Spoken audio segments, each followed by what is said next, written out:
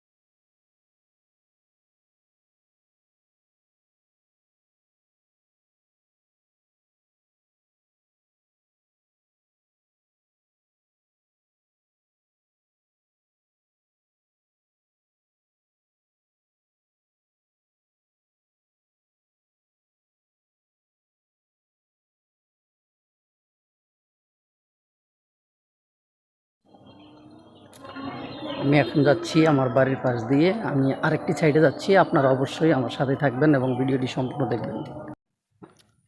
আমি এই মুহূর্তে আমাদের পুকুর পাড়ে দাঁড়িয়ে আছি। আপনারা সবাই কেমন আছেন? অবশ্যই আমার ভিডিওটি দেখলে অবশ্যই কমেন্টে জানিয়ে দিবেন।